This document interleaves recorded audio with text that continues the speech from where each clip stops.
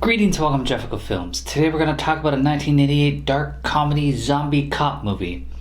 I don't know what it was, but it was intriguing to get into. It's directed by Mark Goldblatt, who went on to do The Punisher with Dolph Lundgren a year later. Well, let's review Dead Heat.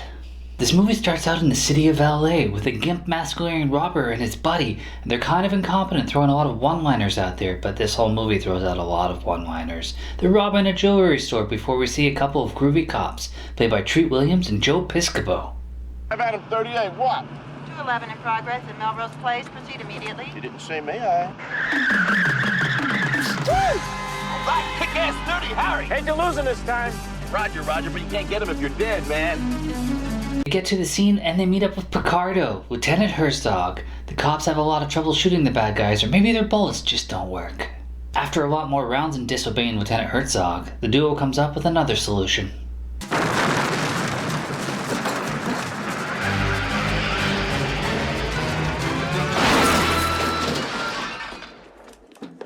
The two cops are discussing all these robberies and the connection that's been happening in broad daylight, and the captain is hitting all the basics. You're this close to suspension, you're on thin ice, gun and badge pretty soon, not yet, but soon. Dr. Rebecca Smythers says that these two dead guys have been here before, and she gives them a clue that leads them to Dante Pharmaceuticals. They go there and they get a tour from Miss Randi Jones, and every answer she gives them, Doug makes a terrible joke. He also sneaks into a chemical room and finds a technological marvel. The hell is this?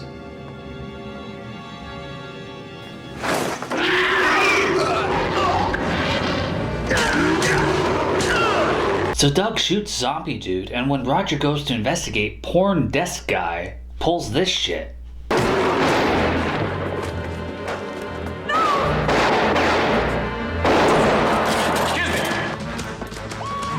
What kind of operation are you running here? Roger gets knocked into the kill room, and he can't escape, and somebody activates it. Nobody tried shooting the glass, though. The police show up, and Doug gives Rebecca the tour, and then she finds out how they're bringing back the dead. So they do it with Roger, and he tells them all about his death, and he has no heartbeat, and the other doctor confirms it. He even cuts himself, and he doesn't bleed, and she has to tell him the bad news. Roger, you haven't heard the worst of it. I'm dead, Rebecca. How much worse can it get? Resurrection process has an unfortunate side effect. You've got 10 to 12 hours tops. And then what? All of the cells of your body will dissolve into a kind of organic stew. Everyone's taking this really well, and Roger goes to get some makeup to hide that he's getting pale because, he's dead. I don't know why he's doing bright red lipstick. It really doesn't work. But they go track down Miss Randi James, and they go to her house, but they get interrupted by some zombie gunmen. They try to escape, they try to hide, but they have to finish them off.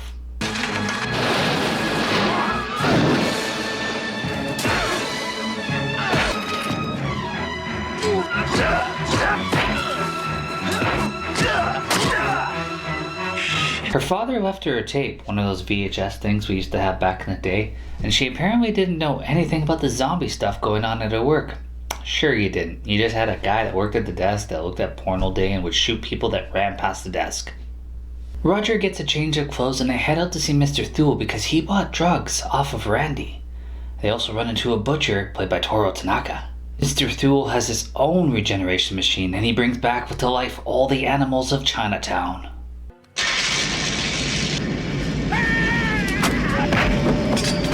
I don't know what it is, but suddenly I've lost my appetite. They get attacked by all these creatures, a giant headless cow. I'm not sure why it would.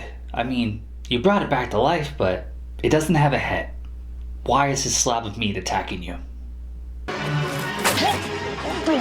Roger manages to shoot the machine and kill all the undead animals, and then they investigate and find a list of dead names, one of them being Randi's father's, and all these dates that go along with them. They go to the library to look up these dates and see who died on them. All rich people. Reading the obituaries upsets Roger, so Doug tries to cheer him up with his unintelligence. Hey, Raj, that was quite a chase. Not bad for a guy in your condition. I guess being dead agrees with you. They always told us you can't be a good cop if you're a dead cop. Here's your chance to prove him wrong. Roger's eyeshadow is hitting hard, and Rebecca gives him an update that he's got about 3 to 4 hours, but she thinks she can find a way to extend it. And everyone just gets in their cars and peels off in different directions.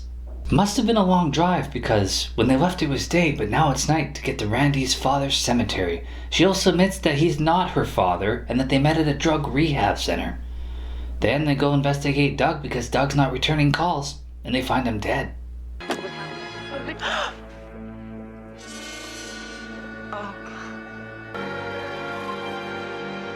Let's get him down.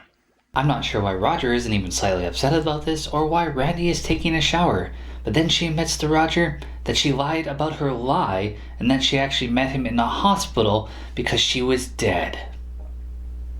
Randi ages or decomposes really fast. Probably didn't get the drugs she needed to maintain her body. Good thing that didn't happen during a sex scene, because, oh my god.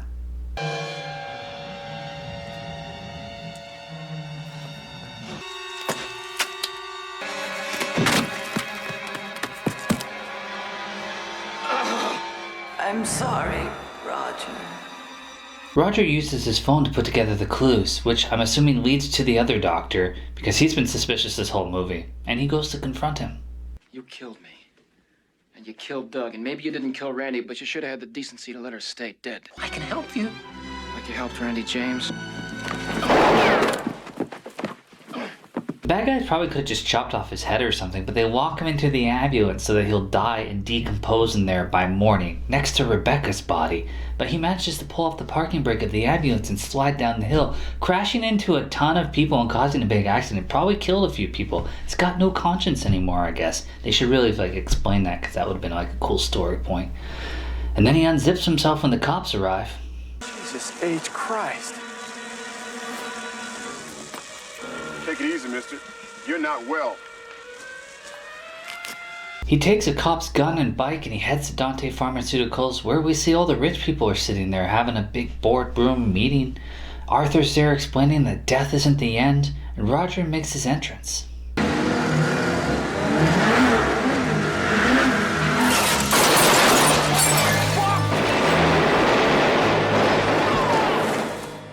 Arthur's gonna demonstrate bringing the dead back to life, and Roger exchanged gunfire with this dude.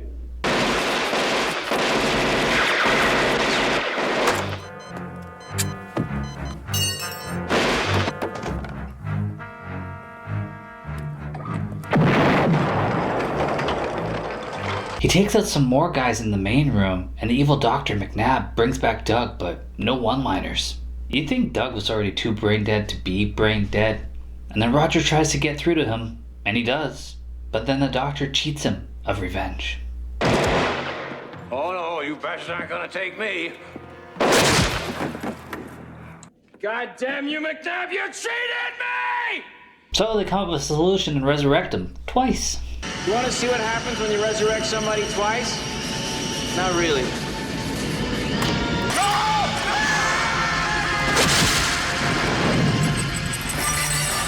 Arthur offers them everything, money, power, but they choose just to destroy the machine and walk off. Not a great decision. No sequels now. And your lives are gonna end. You're gonna decompose and die. Well, the end. I will say this about Joe Piscopo. He was ripped in this movie. His one-liners hurt me though. A lot. As always, Treat William was a treat in this movie. I mean, it wasn't great, but he did pretty good in it. He was fun. He held it together. Made it watchable. What happened to you? Cut myself shaving. Mind if we ask you a whole lot of questions? Look, I don't know anything about what happened in there today. I got scared and I left, okay? Let's talk about it inside. A few changes I would have made in this movie, more on the romantic side, but they didn't seem to really care about that with all the jokes constantly. But it would have added a little bit more weight to the things that were just ignored. People would die, nobody'd be sad, Rebecca just died. If he's not going to be sad, it should be explained because he's dead. He doesn't have those kind of emotions anymore. But he was sad when he was looking up obituaries, so they just really should have gone over the script there, because there's a weight that this movie could have had to actually made it a really good movie. Instead, it really threw away any weight it had with just the constant one-liners. Terrible, terrible one-liners. Well, as always, guys, thanks for watching.